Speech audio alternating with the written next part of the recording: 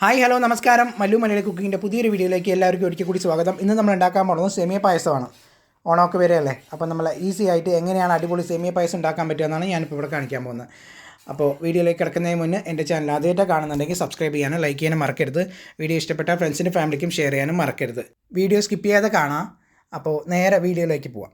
ഇതിനായി ഞാനൊരു ഓട്ടുരുളിയാണ് എടുത്തിരിക്കുന്നത്. നിങ്ങളുടെ കയ്യിൽ ഏത് പാത്രം എന്ന് വെച്ചാൽ അത് വയ്ക്കാവുന്നതാണ്. ഞാൻ ഇതിലേക്ക് 1 ടീസ്പൂണോളം നെയ്യ് ഒഴിച്ച് കൊടുക്കുന്നുണ്ട്. അതൊന്ന് മെൽറ്റായിട്ട് വരട്ടെ.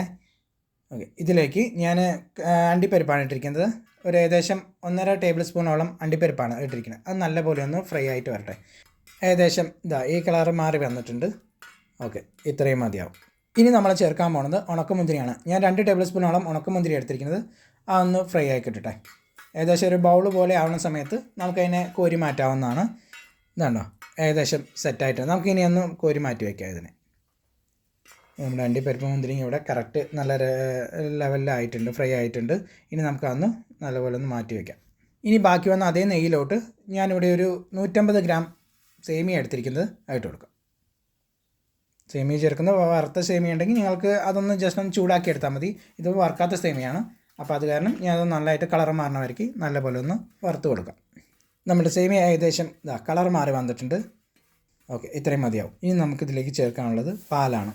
1 ലിറ്റർ പാലാണ് ഞാൻ ഇവിടെ ചേർക്കാൻ പോകുന്നത്. അങ്ങോട്ട് ചേർത്ത് കൊടുക്കാം. നമ്മുടെ ഈ ഉരുളി നല്ലപോലെ ചൂടായതുകൊണ്ടാണ് ഈ പാൽ ഒഴിക്കുമ്പോൾ ഇതെങ്ങനെ വരുന്നത്. ഓക്കെ, കുഴപ്പമില്ല. നമ്മളെന്തായാലും അത് ചേർത്ത് കൊടുക്കുന്നുണ്ട്. പാൽ നല്ലപോലെ ചേർത്ത് കൊടുത്തിട്ടുണ്ട്. തീ ഒരു ഹൈ ഫ്ലെയിം ഇട്ടിട്ട് നല്ലപോലെ ഇളക്കി കൊടുക്കുക. കൈ എടുക്കാതെ നമ്മളിങ്ങനെ ഇളക്കിക്കൊണ്ടിരിക്കണം, അല്ലെങ്കിൽ പാട കെട്ടാൻ സാധ്യതയുണ്ട്. അപ്പോൾ ഇങ്ങനെ ഇളക്കിക്കൊണ്ടിരിക്കാം. നമ്മുടെ ഈ ഓട്ടുരുളി ആയതുകൊണ്ട് പെട്ടെന്ന് കുറുകി കിട്ടാൻ സാധ്യതയുണ്ട്. ഓക്കെ, അടി പിടിക്കാനും സാധ്യതയുണ്ട്. അപ്പോൾ അത് കാരണം നമ്മളത് ശ്രദ്ധിച്ചുകൊണ്ടേ ഇരിക്കണം. നമ്മളിവിടെ ഇട്ടിട്ട് മാറി പോകാൻ പാടില്ല. പാല് നല്ലപോലെ തിള വന്നിട്ടുണ്ട്. ഏകദേശം ഒരു 10-12 മിനിറ്റോളം മതിയാവും നമ്മുടെ ഈ സേമിയ വേകാനായിട്ട്. ഓക്കെ, നന്നായിട്ടൊന്ന് ഇളക്കി കൊടുക്കുന്നുണ്ട്. ഇപ്പോഴും കൈയെടുക്കാതെ ഇളക്കിക്കൊണ്ടേ ഇരിക്കുന്നുണ്ട്.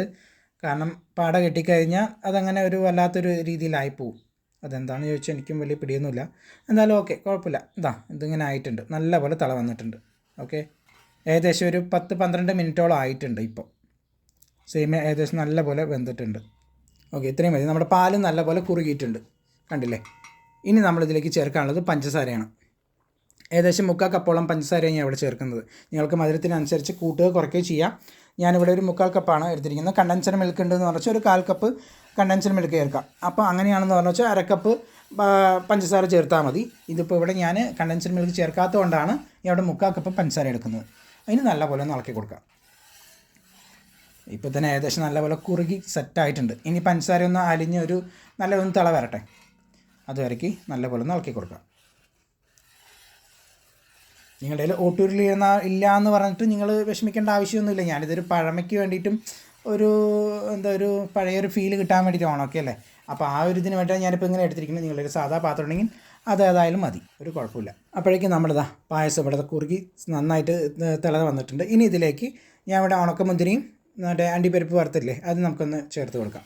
നല്ലപോലെ വീണ്ടും ഒന്ന് ഇളക്കി കൊടുക്കാം. ഇനി ഇതിലേക്ക് ഏലക്കയാണ് ചേർക്കുന്നത്. ഞാനൊരു 3 ഏലക്ക എടുത്തിട്ടുണ്ട്. അതിൽ പൊടിച്ചിട്ട് വേണം നിങ്ങൾക്ക് പൊടിച്ച് ചേർക്കാം. ഞാനിവിടെ ചതച്ചിട്ടാണ് ഇട്ടിരിക്കുന്നത്. ഓക്കെ, അതേപോലെ തന്നെ നന്നായിട്ടൊന്ന് ഇളക്കി കൊടുക്കാം. കഴിഞ്ഞു, ഇത്രയേ ഉള്ളൂ. നമുക്ക് ഈ സ്റ്റവ് ഓഫ് ചെയ്യാം, അത്രയേ ഉള്ളൂ. പിന്നെ ഒരു കാര്യം ശ്രദ്ധിക്കാനുള്ളത്, നമ്മളിതിങ്ങനെ വയ്ക്കുമ്പോൾ ചൂടാറിക്കഴിഞ്ഞാൽ ഒന്ന് കുറുകാൻ സാധ്യതയുണ്ട്. അങ്ങനെയാണെന്നുണ്ടെങ്കിൽ നിങ്ങളിത് നല്ല തിളച്ച വെള്ളം ഒന്ന് അതിലേക്ക് ഒഴിച്ചാൽ മതി. നിങ്ങൾ ആവശ്യത്തിനനുസരിച്ച് തിളച്ച വെള്ളം ഒഴിച്ചാൽ മതി. സാധാ പച്ചവെള്ളം ഒഴിക്കരുത്, തിളച്ച വെള്ളം വേണം ഒഴിക്കാൻ. അങ്ങനെ ഒഴിക്കുമ്പോൾ വീണ്ടും കുറച്ചും കൂടി ലൂസാവും. അങ്ങനെ നമുക്ക് ആവശ്യത്തിന് പാൽ ഒഴിക്കേണ്ട ആവശ്യമില്ല. നമുക്ക് ഇപ്പോൾ തന്നെ ഓൾറെഡി 1 ലിറ്റർ പാൽ നമ്മൾ ചേർത്തിട്ടാണല്ലോ ചെയ്തിരിക്കുന്നത്. അപ്പോൾ ഇനി അതിനകത്തേക്ക് വെള്ളമാണ് ചേർക്കേണ്ടത്. വെള്ളം ചേർത്താണ് സെറ്റ് ആവുള്ളൂ. അപ്പം കുറുകയാണെന്നുണ്ട് പറഞ്ഞു വെച്ചാൽ നിങ്ങൾ നല്ല തിളപ്പിച്ച വെള്ളം എത്ര ആവശ്യം പറഞ്ഞു വെച്ചാൽ അതിനനുസരിച്ച് ഒഴിച്ചാൽ മതി. മധുരം ശ്രദ്ധിക്കുക, അതിനനുസരിച്ച് നിങ്ങൾ ഒഴിച്ചു കൊടുത്താൽ മതി വെള്ളം. ഓക്കെ, അപ്പോൾ സദ്യ സ്പെഷ്യൽ സേമിയ പായസം ഇവിടെ റെഡി ആയിട്ടുണ്ട്. വളരെ എളുപ്പമല്ല ഇതുണ്ടാക്കാൻ. എന്നാൽ ഇതുപോലെ ഒന്ന് ഉണ്ടാക്കി നോക്കിയിട്ട് നിങ്ങളുടെ അഭിപ്രായം എന്ത് തന്നെയായാലും ഒന്ന് കമൻറ്റ് ചെയ്യുക. നിങ്ങളുടെ അഭിപ്രായം വളരെ ഇമ്പോർട്ടൻ്റ് ആണ്. അപ്പോൾ അതൊന്ന് കമൻറ്റ് ചെയ്യാൻ മറക്കരുത്. അപ്പോൾ ഇത്രയേ ഉള്ളൂ, ഇന്നത്തെ വീഡിയോ ഇത്രയേ ഉള്ളൂ. അപ്പോൾ എല്ലാവർക്കും അഡ്വാൻസ് ഹാപ്പി ഓണം. ഇനി പുതിയൊരു റെസിപ്പി ആയിട്ട് അടുത്ത വീഡിയോയിൽ കാണാം. താങ്ക്